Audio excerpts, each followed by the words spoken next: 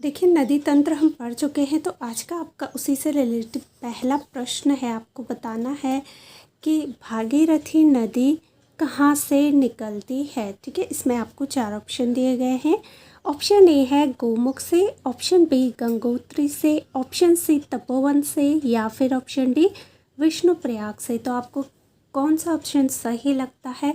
अगर आपने पढ़ा है, पहले वाली वीडियोस देखी है, तो आई एम श्योर आप इसका आंसर जल्दी से कमेंट कर देंगे। तो इसका जो सही आंसर है वो है ऑप्शन ए। ठीक है, गोमुख से।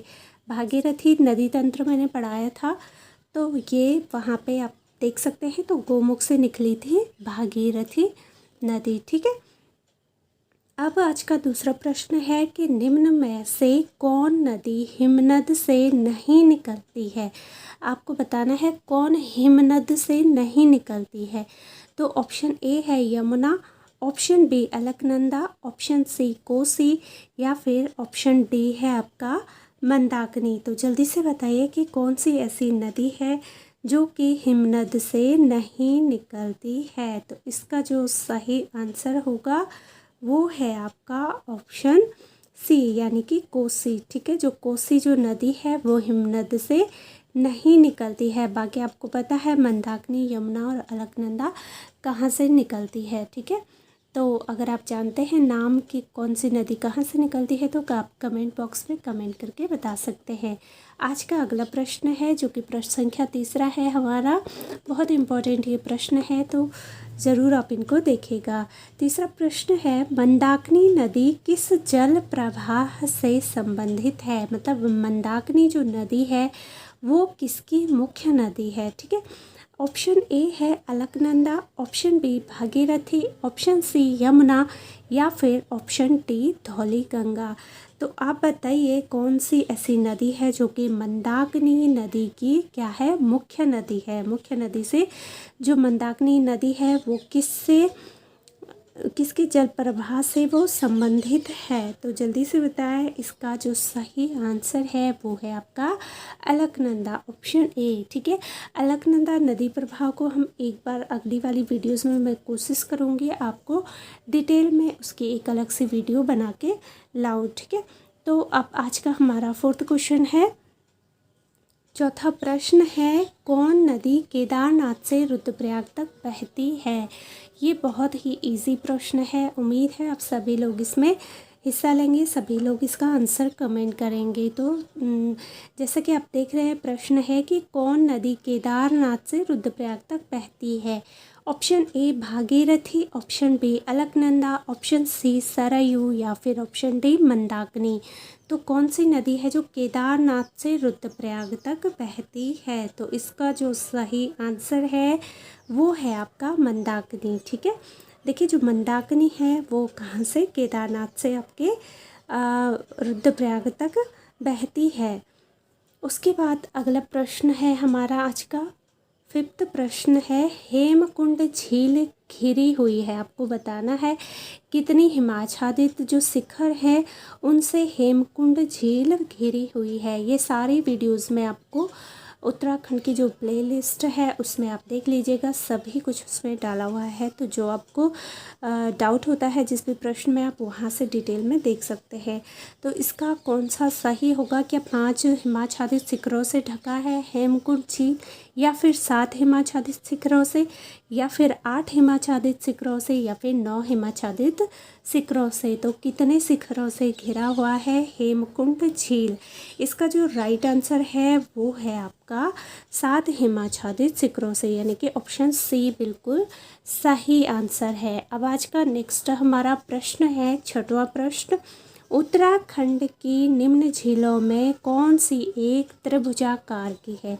आपको बताना है ये जो झील दिए गए हैं, केदारनाथ ताल, नैनीताल, नौकुचिया ताल, या सबोपंथ झील। तो इसमें से कौन सी ऐसी झील है, कौन सा ऐसा ताल है जिसका कि आकार त्रिभुजाकार है। अभी 2 दिन पहले ही मैं इस पर वीडियो बना चुकी हूँ, तो आप सभी से मैं रिक्वेस्ट करना चाहूँगी और उम्मीद है आप सभी लोग इसका कमेंट सही आंसर करेंगे। तो जल्दी से बताएं कि इसका सही आंसर क्या है। तो देखिए जो सबोपंथ जो झील है, ठीक है, उसका जो आकार था वो क्या था, त्रिभुजाकार था। तो ऑप्शन डी बिल्कुल सही हो जाएगा।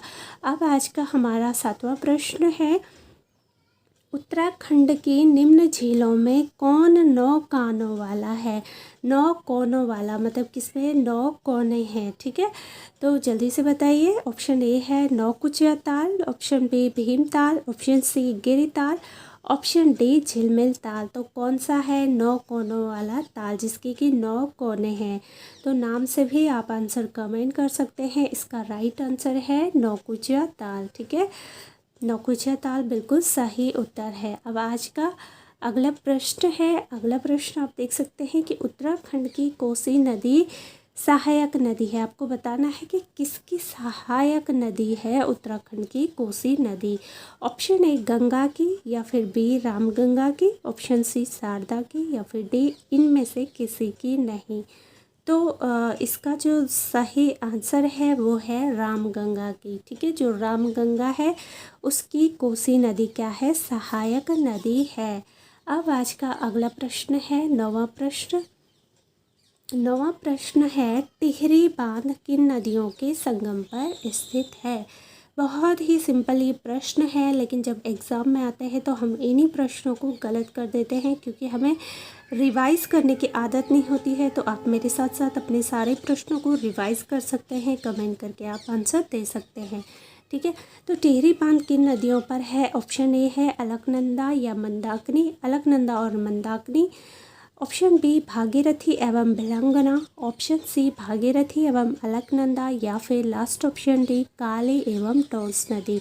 तो जल्दी से बताइए कि इसमें सही आंसर क्या है। तो सही जो उत्तर है इसका भागीरथी और भिलंगना में क्या है आपका टिहरी बांध है। और टिहरी जो नगर है इसका पुराना नाम क्या है, कितने लोग जानते हैं, ज़रूर मुझे कमेंट बॉक्स में कमेंट करके बताएं।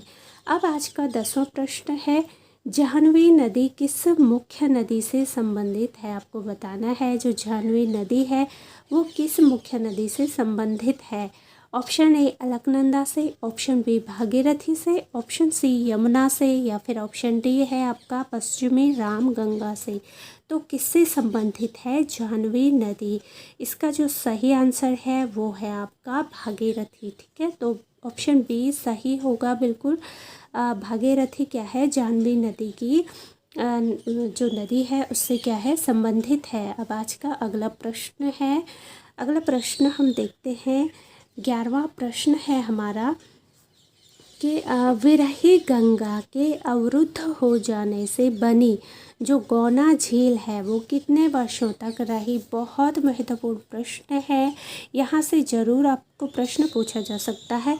तो जल्दी से बताएं कितने वर्षों तक रही ये झील, जो कि गौना झील है, जो किससे अवरुद्ध होकर बनी थी, विरही गंगा से, ठीक है। तो इसमें ऑप्शन ए है 84 ईयर्स, 84 वर्ष, ऑप्शन बी है 62 वर्ष, ऑप्शन सी है 49 ईयर, या फिर लास्ट है ऑप्शन डी 77 ईयर। तो कितने वर्षों तक रही है आप ज़रूर बताएं। तो इसका जो सही आंसर है वो है 62 ईयर्स तक, ठीक है। जो विरही गंगा के अवरुद्ध हो जाने से जो गौना झील है वो करीबन 62 वर्षों तक रही है। अब आज का 12वां प्रश्न है। 12वां प्रश्न है आपके लिए कि टिहरी बांध किस नदी पर स्थित है। केवल नदी पूछ रहा है, किस नदी पर स्थित है। अलकनंदा पे, option B Bhagirathi, option C Yamuna, या फिर ऑप्शन डी मंदाकिनी। तो किस नदी पे है आप बता सकते हैं ज़रूर कमेंट करके।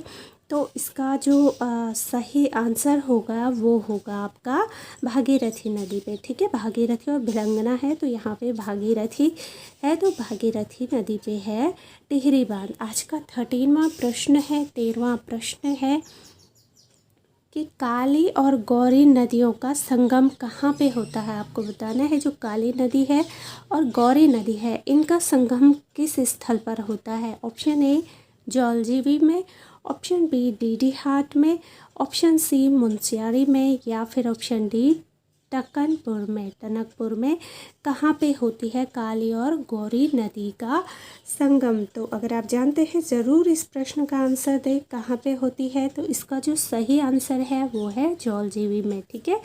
जौलजीबी में क्या होता है काली और गौरी नदी का क्या होता है, संगम होता है। ठीक है, और अब इतने आज के कुछ महत्वपूर्ण प्रश्न है। एक प्रश्न जो कि आपने कहा कि काली और गौरी नदियों का संगम जौलजीबी में होता है और जौलजीबी किस स्थान पे है, आप लोग मुझे कमेंट करके ज़रूर बताएं। ठीक है, तो आज के लिए हम इतने ही प्रश्न डिस्कस करेंगे। अगली वीडियोस में कोशिश करूँगी आपके लिए और बहुत ही महत्वपूर्ण प्रश्न मैं लेके आऊँ।